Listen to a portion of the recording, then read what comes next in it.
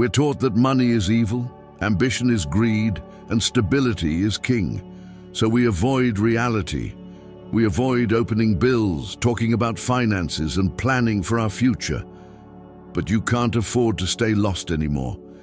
Every day wasted in this fog is a day less you have to build a real life. When you finally face your present with brutal honesty, even if it hurts, that's where transformation begins. I remember my rock bottom, bankrupt, jobless, hopeless.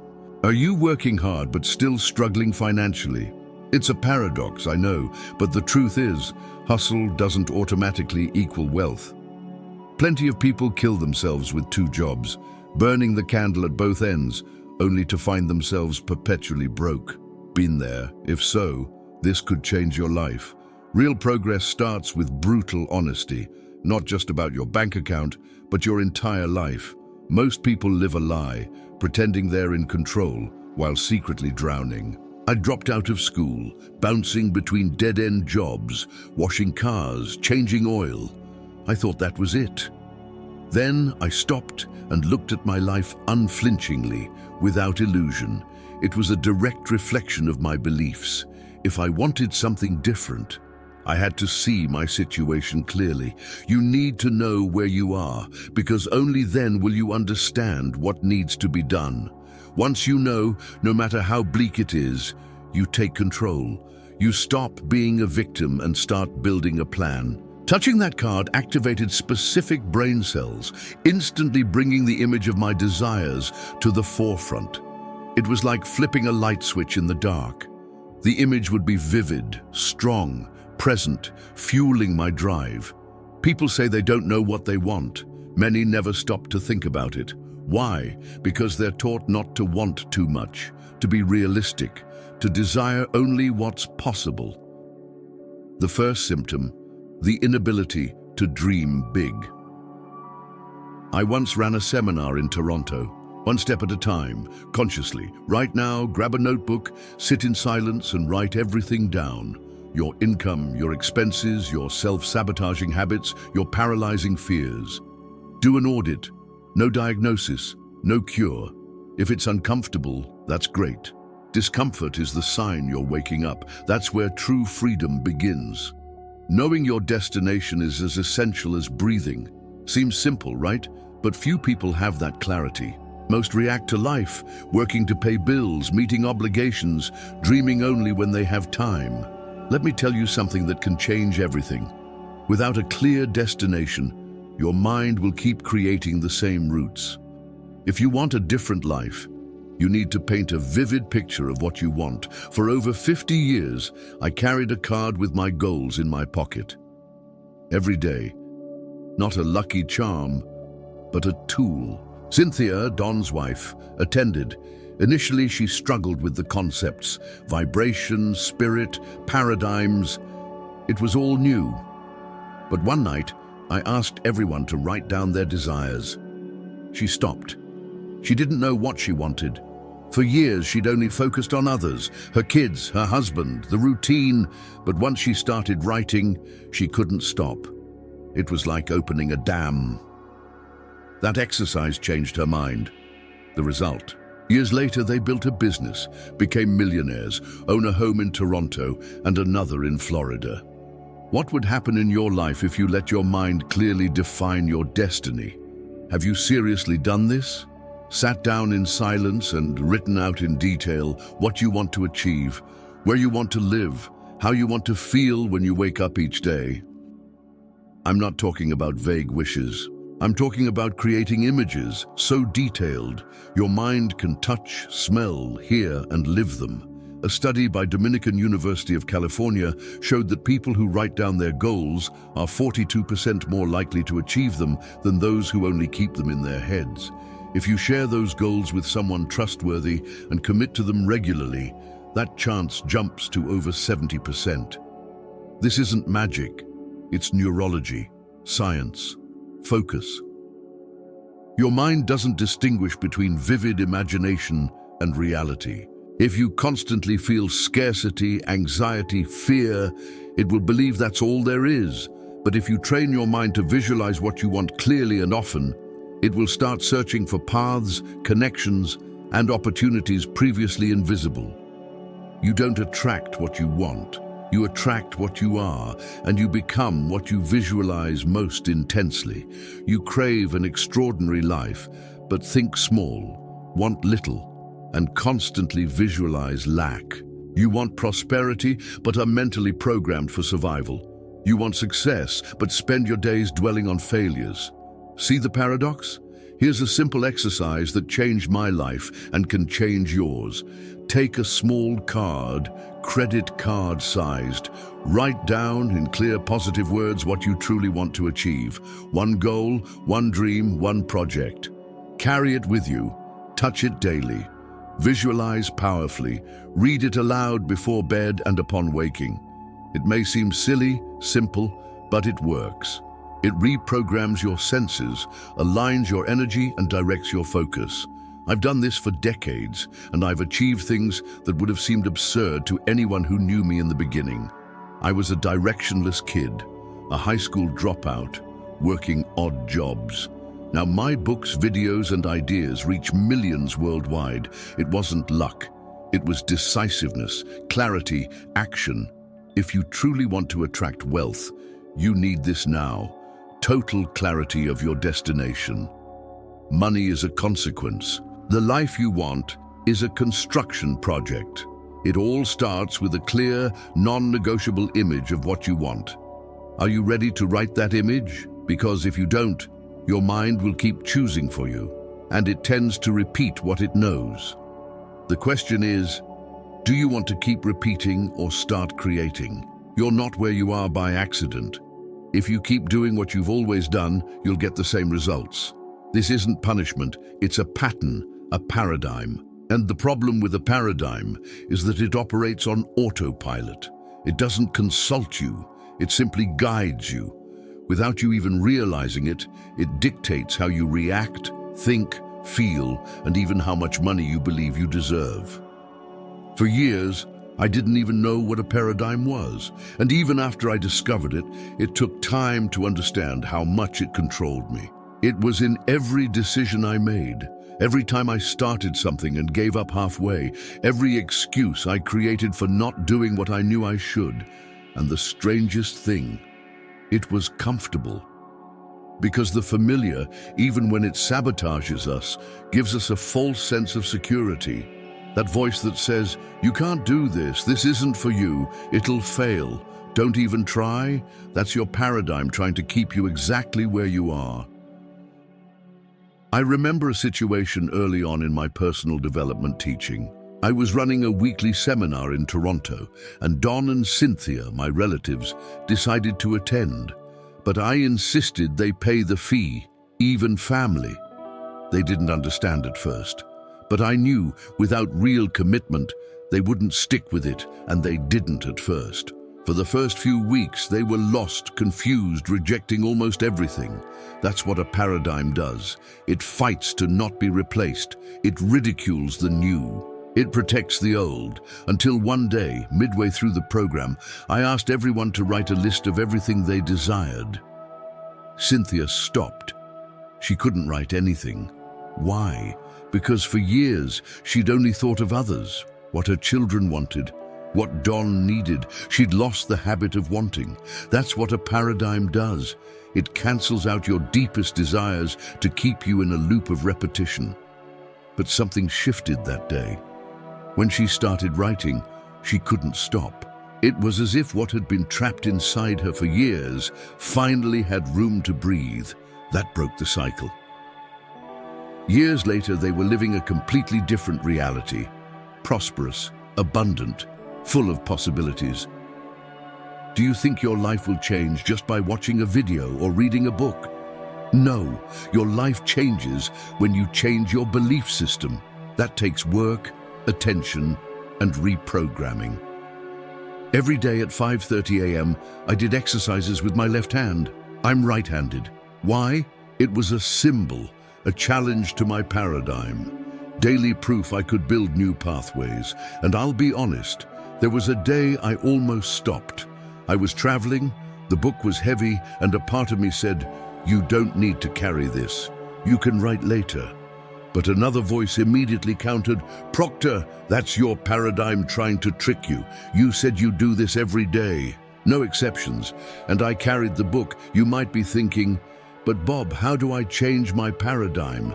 It starts with consciously repeating behaviors aligned with what you want, even if they're uncomfortable. You have to break the cycle.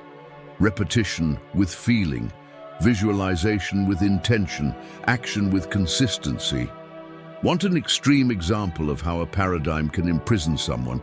I met a man in a maximum security prison in Canada. Joe got 7 years in solitary confinement, a large, closed-off, hostile man. He'd killed a man in a robbery and narrowly escaped the death penalty. He started attending my sessions. At first, he joked, mocked, disrespected. He dominated the room with the most negative energy imaginable. I feared him, and I don't mean symbolically. I was genuinely afraid. Until one day, exhausted, I went up to him, looked him in the eye, and said, "You're the most foolish man I've ever met." The ensuing silence was louder than any shout. He turned red, stopped, and then, to my surprise, burst into laughter. In that moment, the ice began to melt. Over time, Joe became the first to arrive, the most attentive participant, eventually taking responsibility for discipline in the meetings. I secured a deal for his release on special parole. He became my right-hand man in business. He changed completely. But see, Joe wasn't inherently evil. Joe was a product of a distorted paradigm. He believed he needed to use force to get what he wanted, that he could only survive by dominating others. That's what he'd been taught, consciously or unconsciously. But he learned to change. So stop and think. What stories do you repeat within yourself that keep you in the same place? Who would you be without those fears you carry? What would you do if you didn't feel limited by inherited beliefs, past experiences, or words you heard as a child? You have the power to break free. But you need to make a decision to live outside of autopilot, because until you do, your paradigm will continue to drive your life, and you'll keep thinking you're in control when, in reality, you're being steered. Money doesn't transform you. It reveals who you are. If you still believe money will make you happy, fill a void, erase your fear of the future, it's because you haven't understood its role in your life. Money is an amplifier. It will magnify what already exists within you. If you're generous, it will allow you to do good on a scale you can't imagine today. If you're selfish, it will isolate you further. Money is a tool, a means, and when used consciously, it becomes a force of impact that transcends generations. Sandy and I made a decision years ago. We chose to invest part of our income in a project that helps children. They receive books, education, clean water, food, and medical care. There's a picture in my office, a group of children with our materials in their hands. I look at that picture almost every day, and every time I do, something inside me ignites, because that's the manifestation of something far greater than myself. It's proof that money, when guided by purpose, becomes an extension of your soul. It continues to act even when you're no longer present. But most people don't think this way. They're conditioned to see money as dirty, dangerous, even evil. How many times have you heard that rich people are greedy, or that money doesn't buy happiness? But tell me, does poverty bring happiness? Does lack bring peace of mind? Does debt bring tranquility? Is living limited, repressed, fearing you won't be able to pay the basics, spiritual nobility? No, it isn't. It's suffering, and suffering isn't virtuous. What's virtuous is using what you have to transform realities, starting with your own. And then, if you want, and you will, expanding to others. Do you know the story of Mike Tyson? He earned hundreds of millions throughout his career, money that should have theoretically guaranteed comfort for the rest of his life. But he lacked structure, lacked awareness, and because of that, he lost everything. Literally. He went through bankruptcy, imprisonment, scandals, and watched his fortune disappear. It wasn't bad luck. It was a lack of internal preparation. The money merely exposed what was hidden. That's why I say, money doesn't solve who you are, it only amplifies. If you're empty, money will turn that emptiness into compulsion, excess, and extravagance. But if you're committed to good, it will be a channel to heal, uplift, expand, and serve. And if right now you're thinking, but I don't even have money to pay my bills, how am I going to think about helping someone? That's where the change begins. True wealth is born from mentality, not from your bank balance. It starts with small decisions, intentional actions, with the simple exercise of imagining, if I had extraordinary abundance, what would I do with it? That kind of visualization starts to reorganize your inner system. Science calls it neuroplasticity. Your brain starts creating new synaptic connections, and suddenly, things that seemed unattainable start appearing on your radar, because now you're aligned. You're energetically ready to receive, but understand, you don't attract what you desire. You attract what you're ready to use. The universe doesn't pour abundance into leaky containers. And if your focus is still just on paying the basics, surviving, controlling chaos, that's where your energy gets trapped. Money is energy, and energy needs purpose, direction. The clearer your purpose, the more fluid that energy will be. And then the money starts to arrive, in unexpected ways, through paths you never considered, because you made room for it, because you showed the universe that you know what to do with what you receive. So stop sabotaging yourself with the idea that wealth is just materialism. Stop diminishing yourself by saying you weren't born to have much. Stop repeating the phrases you heard from those who never had the courage to grow. You can and should prosper, not out of vanity, but out of purpose. Because the world needs more conscious people with access to resources. Unlocking your potential. From self-sabotage to success. Are you tired of feeling stuck despite your best efforts? Do you dream of a life filled with abundance, freedom, and the ability to make a real difference? Many of us crave this, yet find ourselves inexplicably held back. It's not bad luck. It's a silent saboteur within, self-sabotage. This isn't about laziness. It's a deeply ingrained pattern, often stemming from childhood experiences of scarcity, fear, or unmet expectations. We build internal barriers, whispering doubts that echo past traumas, convincing ourselves we're not worthy of the life we envision. Think of it as an outdated operating system, constantly crashing your progress. I've been there. After years of building my own business and teaching others, I still battled the imposter syndrome, that nagging voice questioning my qualifications, my right to success. It's a common experience. A study by the American Psychological Association showed that over 70% of high achievers experience this crippling self-doubt. It's a survival mechanism, a defense against potential failure, but it's crippling your potential. This isn't about willpower.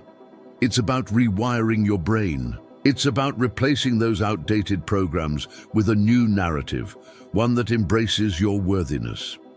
Consider the story of John, a brilliant, creative young man constantly starting projects with incredible energy, only to abandon them. He wasn't lazy. He was trapped by limiting beliefs instilled in him from childhood, a fear of wealth and success passed down from his father. John's struggle highlights a critical truth. We often fear not failure itself, but becoming the person our inner critic rejects. The solution: start small. Make small promises to yourself and keep them. Set tiny, achievable goals.